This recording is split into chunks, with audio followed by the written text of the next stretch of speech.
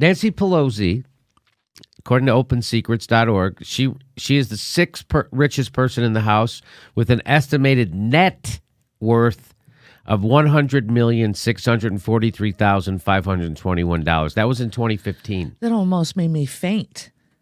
And they got it down to the dollar, which I think is like ridiculous that they do that. and she has a dollar right now in her pocket. But if she bought a latte, now she only has $518. Stop it with the get it. Just go. She's about $100 million. Just estimate. What are you doing?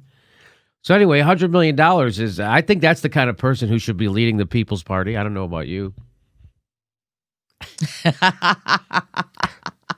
So here we go. So here she was giving a speech about. She was talking about income inequality, which, boy, talk about your flawed messenger, huh?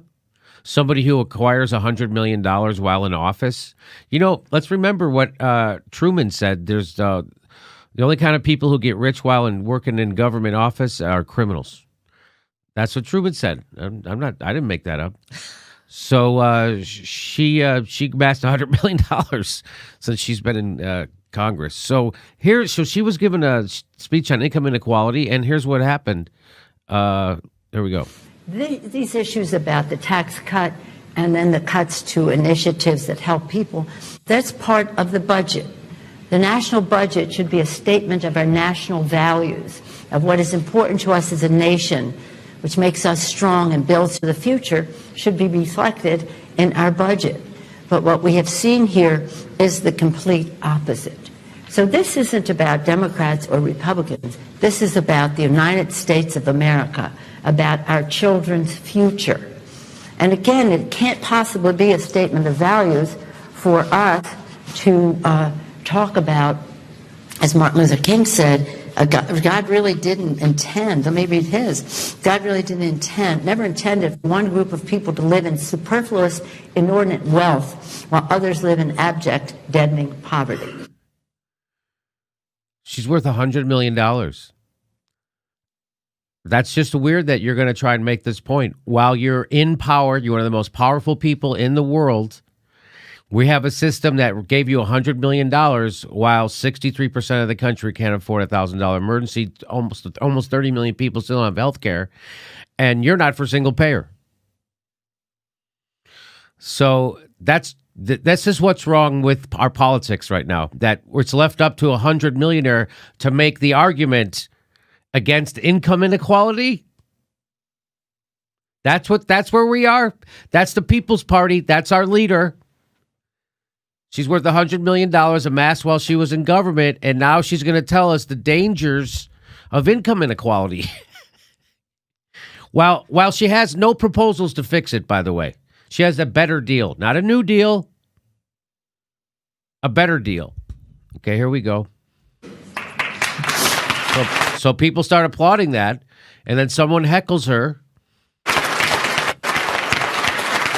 So these are kitchen table issues, though, for America's families, because most people are not in deadening poverty, but some are. But most people have to struggle to make ends. So it sounded like a woman's voice said, "How much are you worth, Nancy?"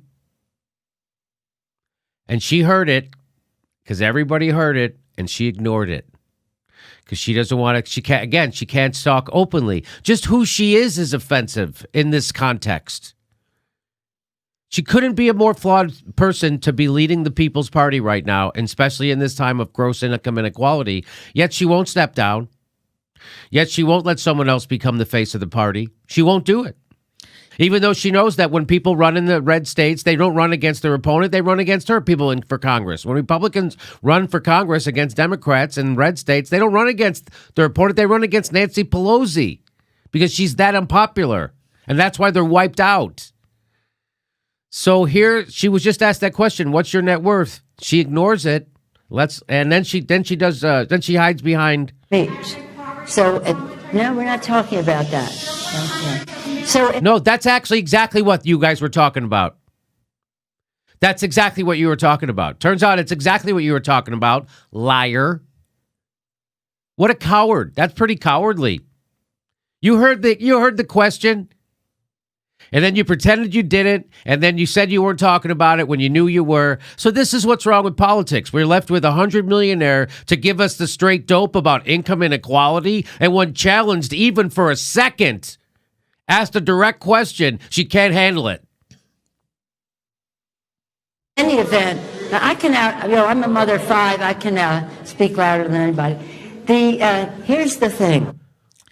I'm a mother of 5? What does that have to do with a goddamn thing? Steph, what does that have to do with anything that she's a mother of 5? I'm a mother of 5, and I know how to already ignore the needs of my kids. So I'm really good at ignoring one of them every time. So if you could please, and you know what? I'm also insulted that wherever this event is happening, that they have to say Trump tax. They have to tell me what I'm against. Yeah. How about you show me what we're for? What are we for? Where's your alternative agenda? That's what we need to know. What are you for? That's the problem. They're not for anything.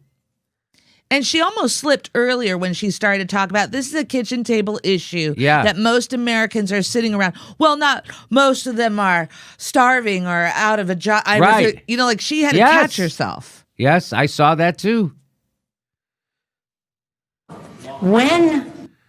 So that's it. So I thought that was great. And I wanted to see if I could get close to her at the California Democratic Convention this weekend so I could shout that question at her. What's your net worth, Nancy? Do you think 100 millionaires should be the leader of the People's Party? Don't you see a problem with this? I couldn't get an earshot of her. I didn't see her. How about Dianne Feinstein? Go ahead. She had a breakfast meeting. Get this. 7 a.m. to 8 a.m. to have breakfast with Dianne Feinstein. She didn't have a lunch with anybody. She had a breakfast. And when? 7 a.m. So you got to get up at 6 in the frickin' morning to go have breakfast with Dianne Feinstein. Listen, yeah, I value my sleep. Yeah. And what was she going to tell? And of course, if anybody yelled, the room would tell you to be quiet. Yeah, of course. Because please, you need to have deference and respect for the gazillionaire class. That's representing you. That's representing you. They're the servants of the people. You have to, don't make them serve you. So I thought that was I thought that was, so there you go. That you want to know what's wrong with the Democratic Party? There it is right there. And, she loves to brag that she's the biggest fundraiser in the Democratic Party, even though Hillary Clinton outspent Donald Trump 2-1, still lost. So, anyway, so that's what's wrong. And, by the way, so Debbie Wasserman Schultz knows that she's bad on TV. The WikiLeaks revealed that. Everyone knows by bad on TV, what does that mean? That means when you go on TV, it has a negative effect on whatever you're proposing. Like if you're there in defense of Obamacare, it makes people hate Obamacare more. It makes them want it less. If you're the person advocating for it, it hurts. So whatever you're trying to do, you are not likable. You hurt your cause by you being the face of it, and yet they still do it. Debbie Wasserman Schultz still goes on CNN all the time, still goes on MSNBC. Here's Nancy Pelosi. People know that she's repulsive. I'm going to say to 3/4 of the country at this point.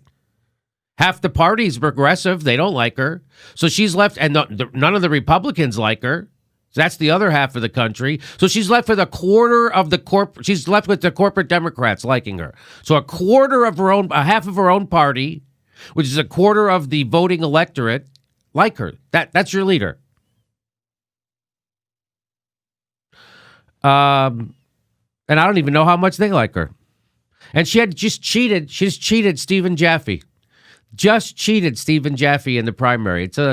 I don't want to go into it, but it has to do with the Democratic Party endorsement, and Stephen Jaffe had to get 37 signatures of Democratic delegates to make sure that she couldn't get the endorsement. He got those signatures. They just changed the rules. Oh, you need 38 now. They said after the deadline. So they're still cheating. They're still lying. And look what a coward she is. What a coward. She hides behind being a mother when she's asked a direct question by a frickin' citizen. You're one of the most powerful people in the world. Answer the goddamn question. What are you worth?